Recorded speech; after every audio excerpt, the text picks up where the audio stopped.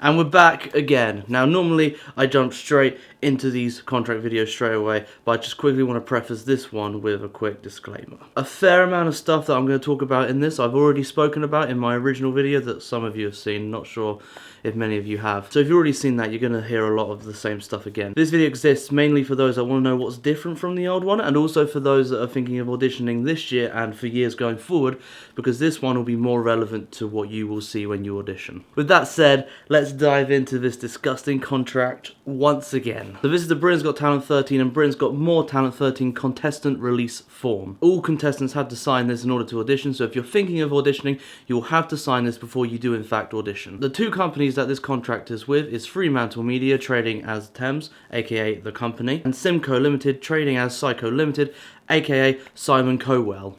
I'm officially changing his name to Simon Cowell. You have a form of which you fill in all of your details, which is pretty standard. You have to fill your details into a contract. We start with the phrase, in consideration of. This is just to make the contract itself valid, since contracts are supposedly give and take. This contract being, we give you £1 and you get selected for the competition, and in return you give them your contribution and any copyright entailed with that. The phrase here also stating, the receipt and sufficiency of which I hereby acknowledge. This means that they never actually have to give you £1 or select you for the competition. I mean, that's a fair give and take, isn't it? Give them your contribution and your copyright, and they don't have to give you £1 or even select you. It continues to then state who Psycho are. You also agree to be a contestant within the competition and show up to any dates that they ask you to show up to. The program and the company can change these dates whenever they see fit.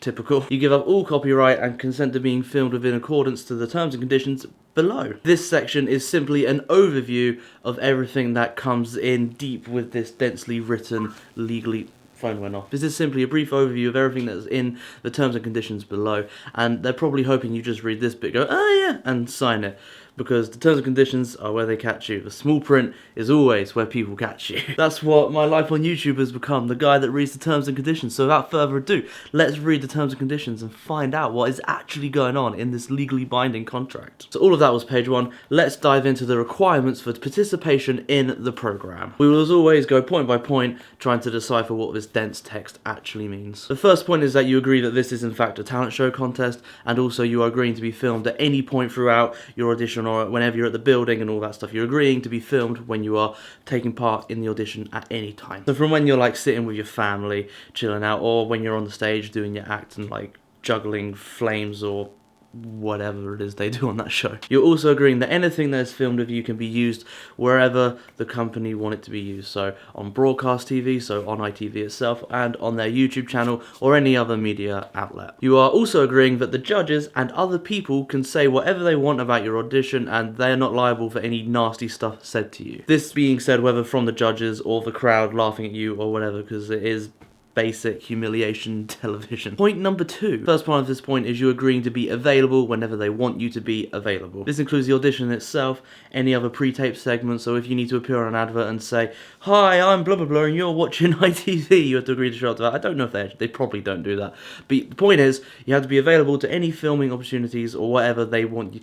You have to make your schedule free for them whenever they want you. Basically. Second part of this is you agreeing that they can disqualify you from the entire process whenever they see fit without letting you know or anything. So you're agreeing that they can get rid of you whenever they want to get rid of you. They can also take away any prizes that you win or any agreements or recording contracts or anything like that they have promised to you at any time they see fit. So for example, you could be a singer, you could win the whole thing, and then they could say, hey your hair is too pink for our recording contract, so therefore we don't want you to have this recording contract, so we're getting rid of you right now. And you, in return, cannot do anything about it because you signed away on that little dotted line. I said that quite strangely, but I'm going to keep it. Point number 3. The company promises that it will do its best to adhere to the rules of the competition that they made. However, anything they want overrides these rules whenever they see fit. Basically, there are rules, they'll try keep to them, but if they don't feel like keeping to them, they won't keep to them. They also hold the right to remove you from any location or the competition itself at any time at their sole discretion. Basically, you follow the rules, they made the rules, but they also don't have to follow the rules. Number 4.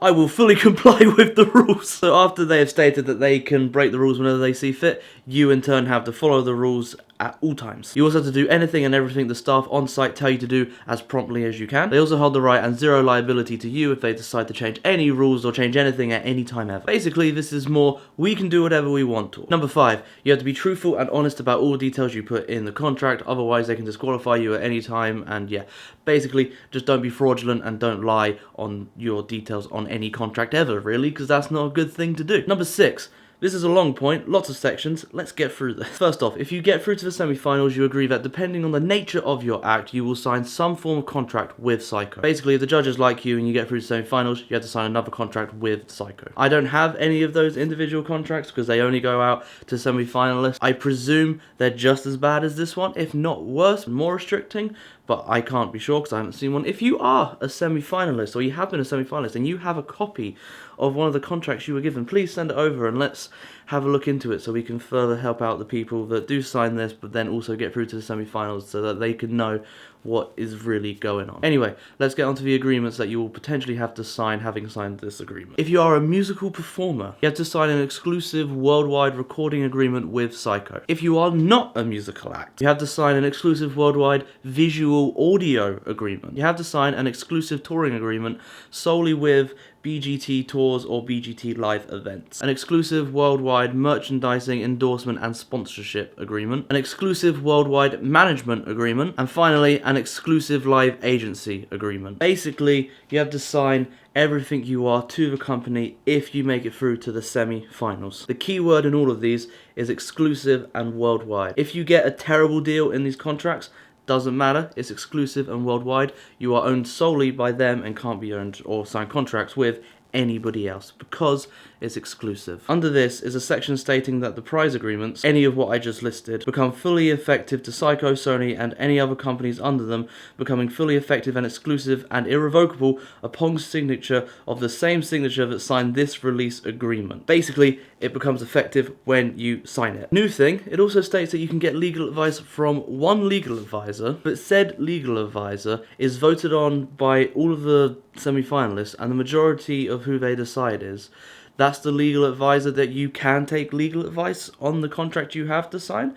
However, you can't take legal advice from any other legal advisor, only that one. This has been put here to restrict the amount of legal advice you can get when signing their semi-finalist contract deals. And also, the legal advisor is paid for by the company itself, so how can that legal advisor not have bias towards the company that's paying them to be there? Yeah, you can get legal advice on the prize agreements, but only the bare minimum legal advice. If you don't sign the prize agreements having got to the semi-finals, and by this I mean you just flat out refuse to pick up a pen and write on the dotted line because you are required to sign them having signed this. If you just completely refuse to because they can't physically grab your hand and make you do a signature, you'll just be completely disqualified from the competition and no one will ever know that you ever existed on the show for the most part. Ever wondered why they pre-tape all of the shows before the live events? It's because people that don't sign away on the dotted line don't ever end up on actual TV because they don't want people to know that they ever existed. And with that, we are now onto the subsections of point 6. 6A. First up, you have to let them know, if you haven't already,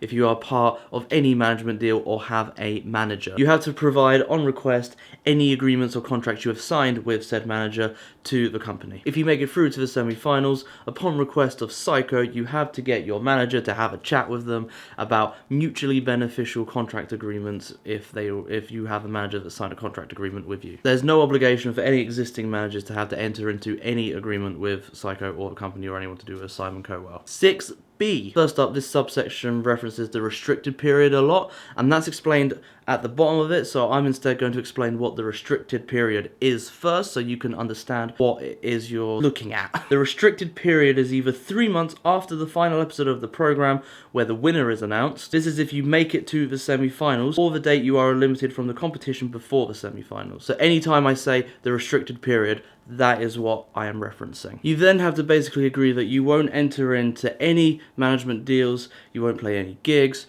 you won't do anything on social media, you won't do anything during the restricted period. You won't enter into a contract deal, you won't release any music, you won't record any music. They're restricting what you can do after you've appeared in the show so that they can get the full benefit of having you in the show, and then when no one cares about you anymore, that's when you can go back out into the world and do some stuff. 6C. If you have a parent or guardian or relative that is saying they are your manager, you have to provide documentation and evidence to Psycho that they have some form of like experience or degree, or they actually are a manager in the entertainment industry, and that they're not just saying they're your manager because they are your parent. If you cannot prove to Psycho's satisfaction, important point there, that they are in fact your manager and not just a parent saying they're your manager, you have to then sign into one of their management deals. Psycho decide on the credentials of which your parent is saying they are your manager. Whenever it's to Psycho's satisfaction, it's a bit... Section 7. You have to give them details of all recordings, publishing, merchandising, endorsements, sponsorships, anything like that.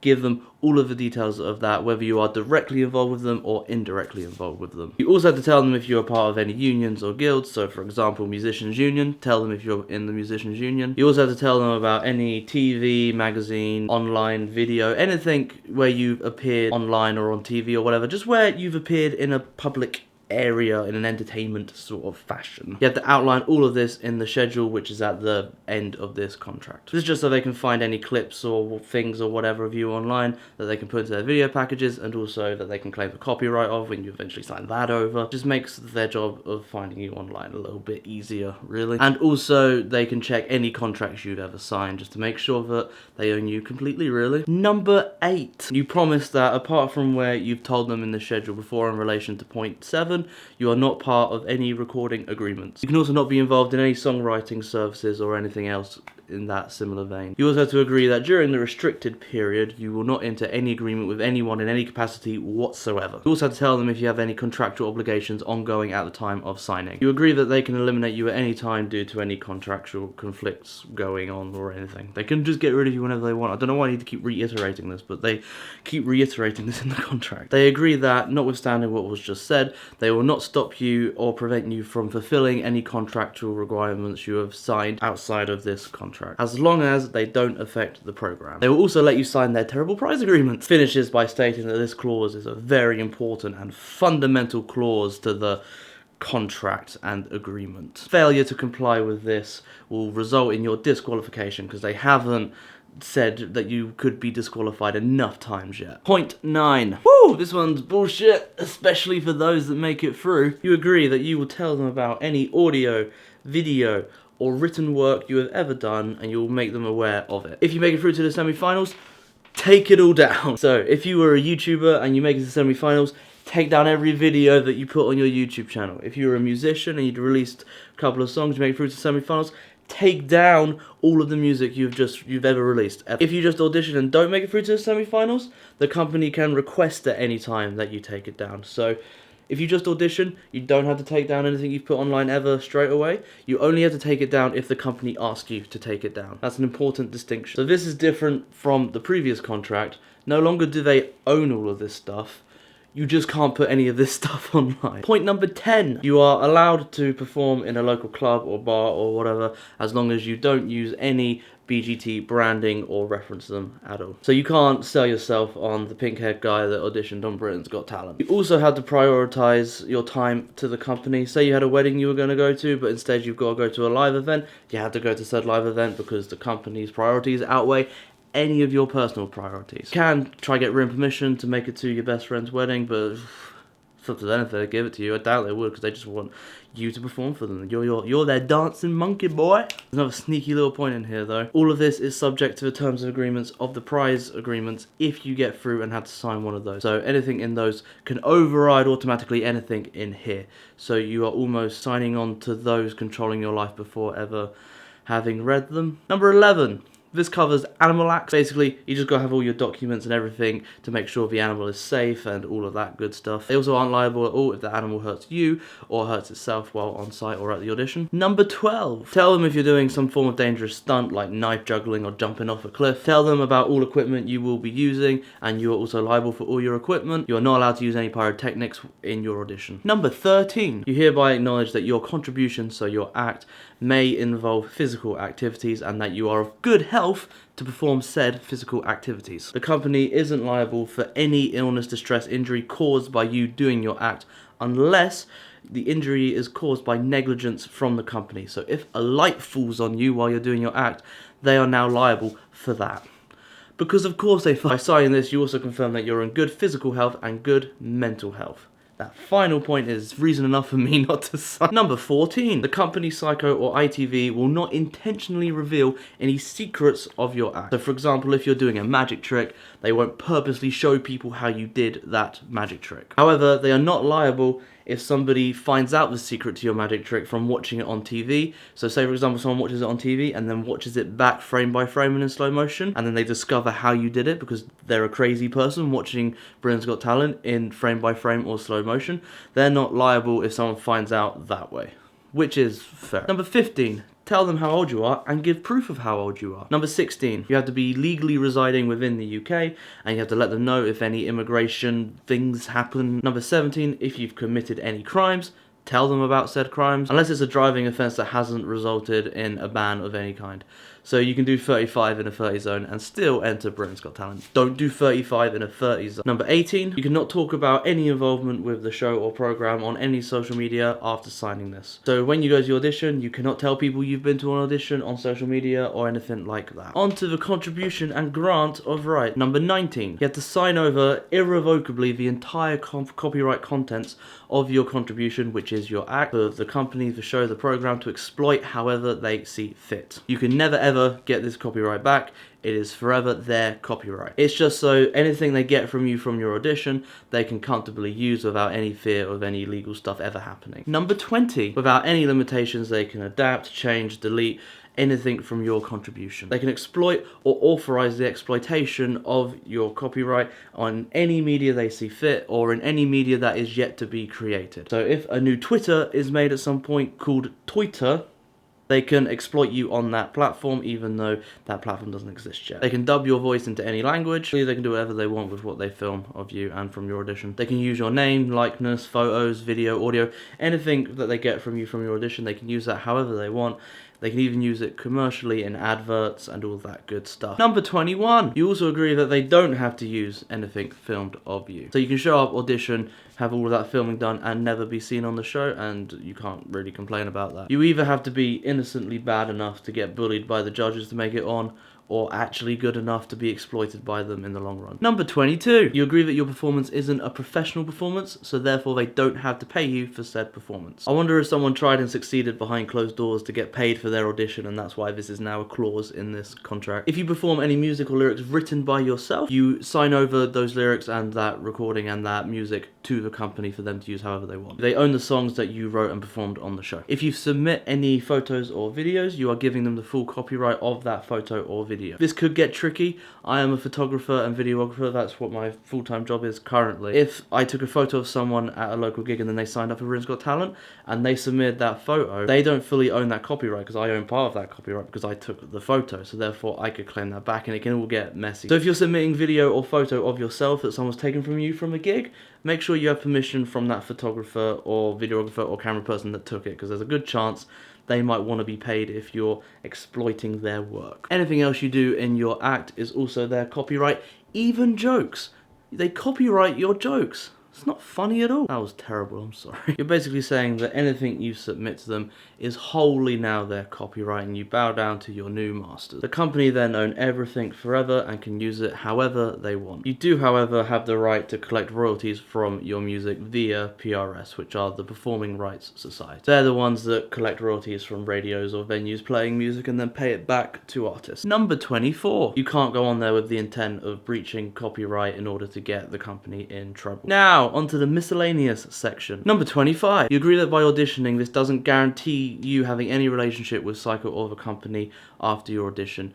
You're also agreeing that any loss of opportunity or bad stuff that happens to you because of the audition isn't liable to Psycho or the company. If you get booted off the show and then that causes you to lose a gig somewhere because you said you were a Britain's Got Talent contestant and then you actually weren't because you got booted off, they aren't liable for you losing that gig. Number 26. If there are any inconsistencies between this agreement and any other agreements you have signed with them, whichever one you signed most recently is the one that will win the competition of. Number 27. So this section again has some things that they reference throughout and then explain at the end, so I'm instead going to say what they are first, and then when we reference them, you know what they are. A. Protected information means all confidential information relating to the prize agreement, the program, or your participation with the program, or the affairs of the judges, the presenters, all companies involved, and any employees of those companies or any business activities that may come to your knowledge during your connection with the program. Basically, all the confidential shit they don't want you telling anyone else. B. Company parties is referring to the company and ITV. C. Psycho Parties is referring to Simco Limited trading as Psycho Entertainment and Sony Music Entertainment UK Limited. That one's kind of explanatory, really. Simon Cowell's companies. Oh god, this one's hard to read. Give me a sec. D. Related parties in respect of each of the company's parties and Psycho Parties, each of their respective executives, officers, directors, partners, principals, members, shareholders, and employees, and their associated companies, business associates, affiliated companies or entities, and their executives, officers, directors, partners, principals, members, shareholders, employees, and other parties with whom company parties and or Psycho Parties may have contact with. I want to cry after reading that. Anyone who is in any way whatsoever associated with the company or Psycho. First, you agree that you will not disclose any protected information to anyone ever. This includes your family, your best friend, your Twitter account where you overshare your emotions constantly. Follow me. You will not make any protected information available on any website, TV, blog, YouTube channel, social media. So, no selfies of you holding the contract on Instagram for an interesting thumbnail for a contract video. You will use all reasonable care and diligence to make sure that no contract is ever exposed to the internet and no one ever gets hold of it.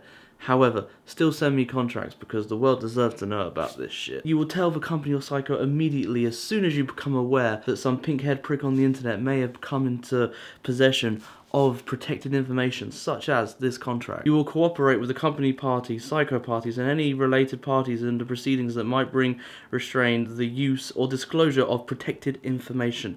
So you have to cooperate with them if you leak it. You have to cooperate with them if you leak any protected information to be exposed on the internet.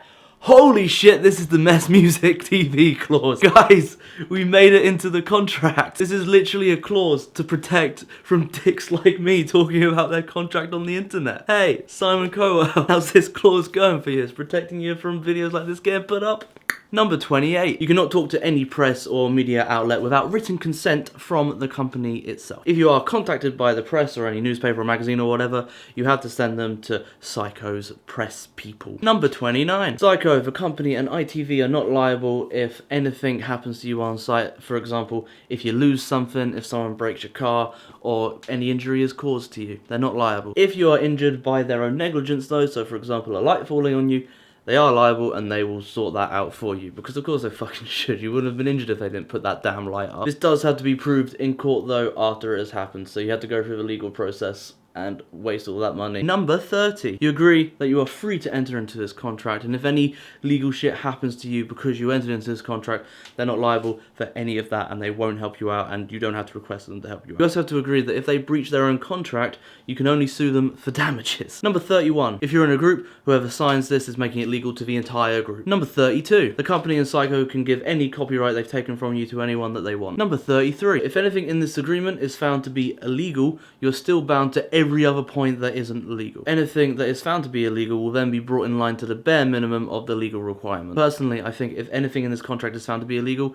you shouldn't be bound to it at all. I also reckon that this has been put here because the clause in the old contract, which meant they owned all of your copyright, was probably found to be kind of illegal because it was really, really bad. They've just changed this and they've added this here because of that, and I'll expand on that at the end of this video. Number 34. This contract is held within the law of England and Wales. And that is all the clauses.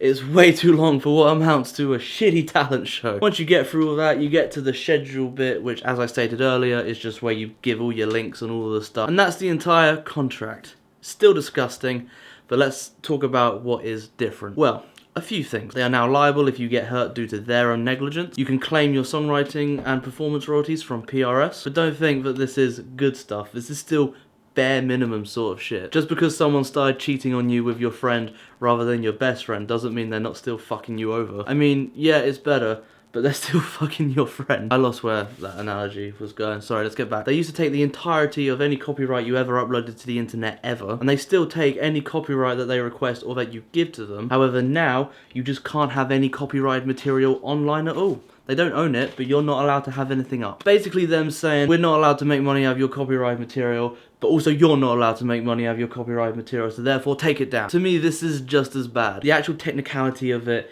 is different, but it's basically the same thing. This contract is still gross, it's still disgusting.